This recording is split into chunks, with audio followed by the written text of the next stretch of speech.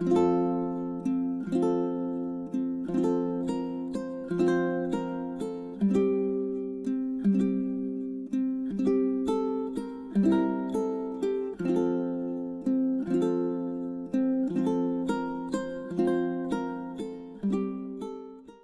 weird you're not paying attention.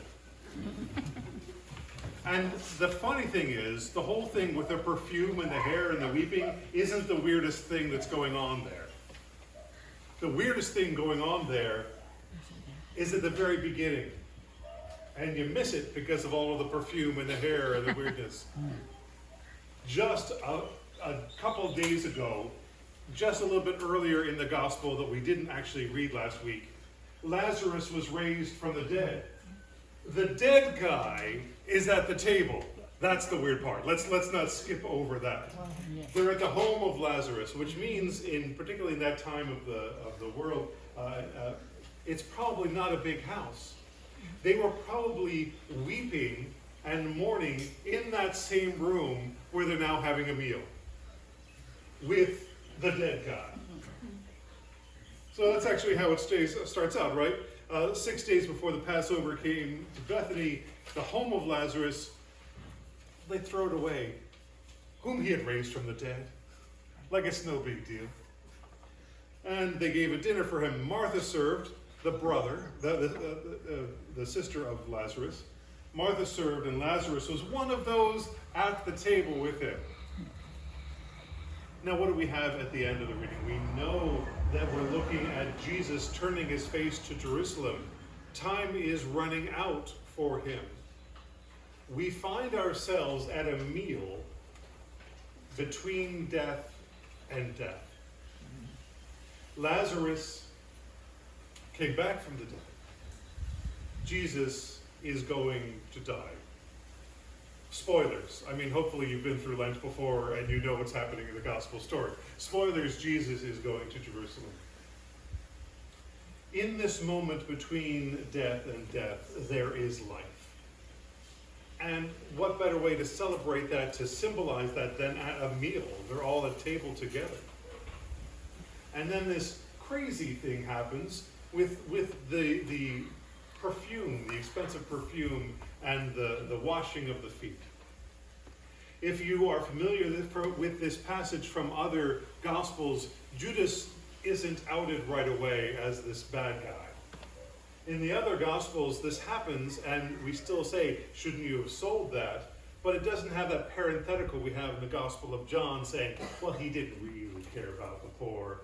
He's stealing the money. That doesn't exist in the other ones, just in this one. In the Gospel of John, it's a place of more certainty.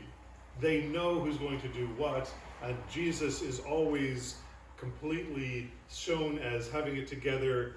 It's the other gospel where he's really upset, and please take this cup away, But in this one, he's always obvious what he's about. And so I think that's part of that, saying this is who Judas is. It almost doesn't matter if Judas is going to try to steal the money. That's really sort of the side story. Even if that weren't the case, and we read it from another gospel where Judas is just asking the question, that's a question we have in churches all over the place, isn't it? The first churches in the U.S. that really get that question were churches in the coal and steel mining areas of the country, in Pennsylvania and other places, where they built really fancy churches with gleaming surfaces. And they said people are dying in the mines, people have a dirty life. Why are you spending this money on the fancy stuff? And their response there was not unlike Jesus' response when they said to them, the coal miners are the ones who said, don't you dare take any of these ornaments out of this church. I lead a bleak existence. Everything I say all day is dark in the mines. I come out, everything I have has soot on it, and I go to church, the one place where there's at least an image of something shining and beautiful. So please keep our churches shining and beautiful, because I need that little bit of a moment. Now, I am not in any way suggesting that you take all the money that you would use otherwise to give to the thrift store and other people and put a big gold thing up here. No, I'm not saying that. But this moment of beauty, this importance of this moment we're given, isn't to be dismissed so easily. So we have Jesus' feet being anointed with apparently expensive perfume. The smell of the perfume is all throughout the house.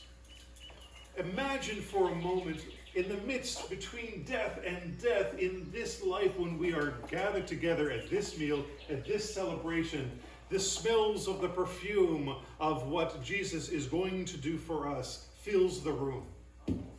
What I want you to do is be able to smell that perfume and imagine we're in this moment that is given to us, that is gifted to us. Not only the life we're given, but the new life we're given in Jesus. How much the perfume costs should be the last thing on our minds. What I actually think is happening here is a foretaste of what Jesus is willing to do for us. 300 denarii, forget it. That's nothing compared to the sacrifice that's coming on Palm Sunday. After Palm Sunday, Good Friday, all of these things leading us to what Jesus is willing to do for each of us.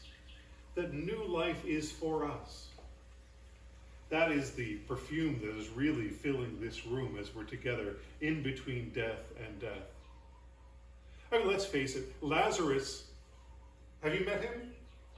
Is he still around? No, Lazarus still died again, right? Mm-hmm. So did everyone else in that room.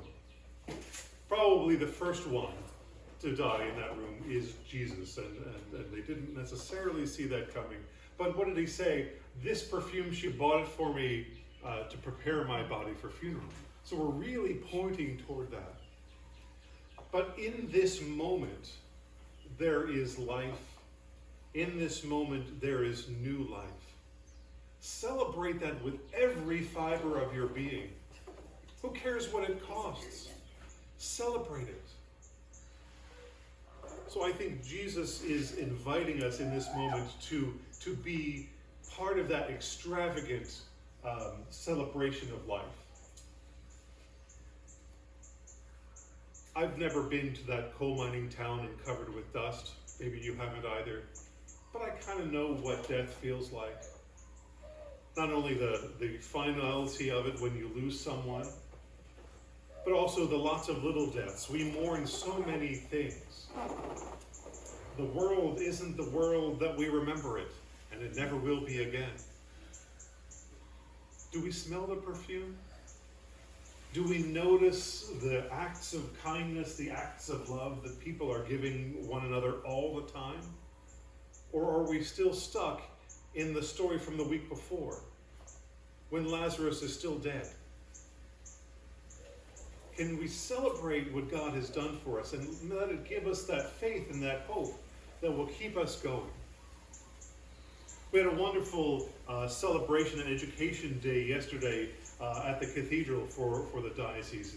Call it Chrism Mass, but also spring training. One of the things that happens is both the lay folk and the clergy renew their vows, your baptismal vows and ordination vows.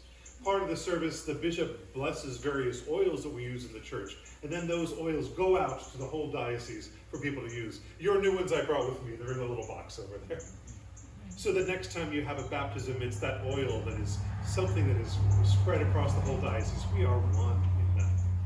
And then we had an education day, people from really all these great conversations. We had someone from Hokulea there. This one was really a creation care-minded one. We have a group of the Creation Care Task Force and the Reconciliation Task Force and the Native Hawaiian Ministries all got together to do one big education day for us. But John Osorio spoke, and he did this wonderful motion is for Malama Aina, this what can we do in this moment when everything seems so uncertain? Some people are happy, some people are sad, a lot of people are crying. What do you do in this moment? And he said, you need to acknowledge the suffering of your fellow human beings. And there are a lot of people who are really suffering right now, unsure of what happens next to them. And what he said was, his word to the church was, don't pretend that doesn't exist. Lazarus was dead and people weep for him, and he came back, but he's eventually going to die. So acknowledge the suffering. The church was always good at that. I find myself, I lived in Manhattan during 9/11. I'll tell you some really interesting stories about that. I was near where the towers were down.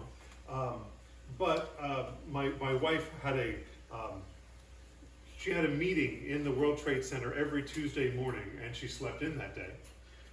But one of the things we found out is those churches that do Lent, those churches that aren't, excuse me for saying the word, I know we're not supposed to say it in Lent, those churches that are all alleluia all the time, when human suffering happens, they don't necessarily have a word to those people. But we who acknowledge the pain of the cross, who acknowledge the pain of each other, can sit in that moment. So the church is good at acknowledging the pain, but also with people with hope. The question he had for us yesterday was, acknowledging the pain, acknowledging the suffering, can you still proclaim the love of God? Can you still feel the love of God despite all of that? If so, then you're ready to go about the work of the gospel. We're not saying that the pain isn't there, that it's not real. We're not saying that death doesn't hurt us all. But we're saying we're called into a new life that gives us a hope and a faith that carries us through all of it.